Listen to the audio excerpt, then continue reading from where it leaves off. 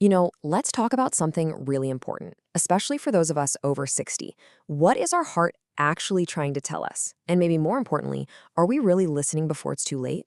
Let's dive in. I want you to think about this for a second because it's a critical question. Right now, your heart could be sending out little signals, subtle whispers that are just so easy to dismiss as something else.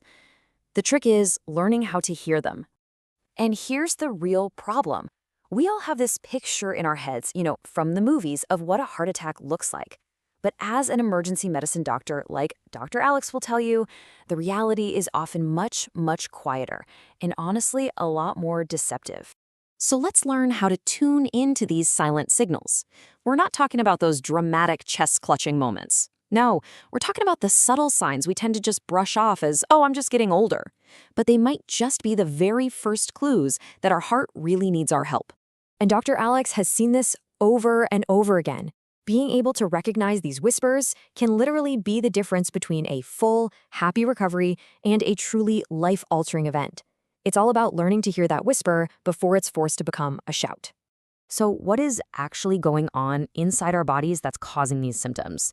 Well, it's not some sudden thing. It's a really slow, silent process that builds up inside our arteries, often over decades.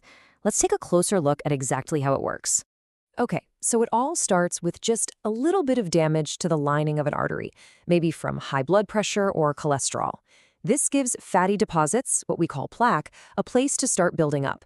And over the years, this plaque gets harder and makes the artery narrower, basically choking off the blood flow.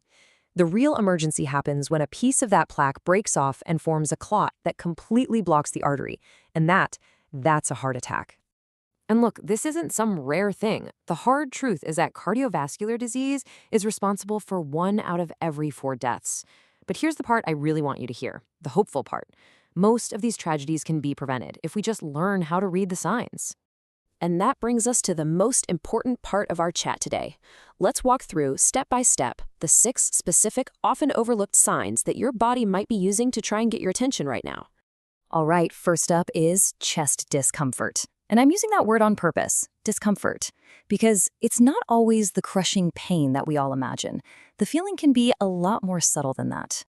We've all been trained to expect that Hollywood heart attack, right?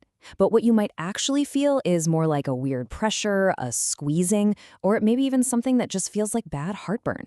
But here's the most important clue, the trigger. It tends to show up when you're exerting yourself, like walking up a hill, and then it goes away when you rest. That pattern is the classic sign of angina. Sign number 2 to be on the lookout for is shortness of breath. Now, of course, we all get a little winded when we're really pushing ourselves, but the warning sign we're talking about here is different. This is all about a change, a noticeable drop in what's normal for you. If things that used to be easy, like carrying in the groceries or walking up a flight of stairs, now leave you gasping for air, well, that could mean your heart isn't pumping blood as efficiently as it needs to. A change like that is always worth getting checked out. Our third sign is probably the easiest one of all to ignore, a really deep, unusual fatigue. And I'm not talking about just feeling a bit tired after a long day.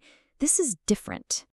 And just listen to this incredible statistic. For women in particular, this kind of profound, I can't get off the couch exhaustion can be a huge red flag, sometimes showing up for weeks before a heart attack. It's a sign that your heart is working way too hard just to do its basic job, and it's struggling to get enough oxygen out to the rest of your body. The fourth sign is when you'll notice in your lower body. The medical term is peripheral edema, which is just a fancy way of saying swelling in your feet, ankles, and legs. But how do you know if it's something to worry about? Look, a little bit of swelling now and then is totally normal. But if you notice that your shoes feel tight every single day, or your socks are leaving deep marks that just don't go away, and that swelling is still there when you wake up in the morning, that can be a sign of heart failure. It means your heart isn't pumping strong enough, and fluid is starting to back up in your body.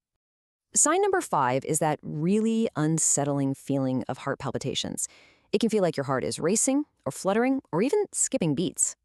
Now, a lot of the time, these are harmless, maybe triggered by stress or too much coffee.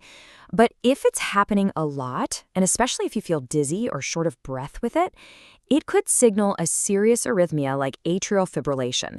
And that is a big deal because it massively increases your risk of a stroke. It's something you absolutely have to get checked out. And our final sign is a real tricky one. pain that shows up in places you would never expect. This happens because the nerves coming from your heart share pathways with other parts of your body, and sometimes your brain just gets the signals mixed up. It's called referred pain. So instead of your chest, you might feel an ache in your jaw, your neck, or your back. So how in the world do you tell the difference from a pulled muscle? Well, once again, the big clue is the trigger. Heart-related pain almost always comes on with exertion and then goes away when you rest. Okay, so we've gone through the signs. Now for what is truly the most important part. What do you do? Knowing exactly what to do beforehand can get rid of that hesitation when every single second counts. The action plan is actually pretty simple. If you have those sudden, acute symptoms, chest discomfort, shortness of breath, you call for emergency help immediately. Don't hesitate. In the ER, they have a saying, time is muscle. Every minute that goes by, heart muscle is dying. But for those more gradual symptoms, like the fatigue or the swelling, you make an urgent appointment with your doctor. The most important thing is, don't wait. And I really want you to take this to heart because this is the most hopeful part of this whole story. You have a massive amount of control here. Simple but powerful choices can dramatically slow down and sometimes even reverse heart disease. You truly, truly have agency over your own health. So when you boil it all down, it comes to this one simple truth. Those little aches, that shortness of breath, they aren't just random signs of getting older. It's your body trying to have a conversation with you. It's your chance to act before real damage is done. So please, listen to what it has to say.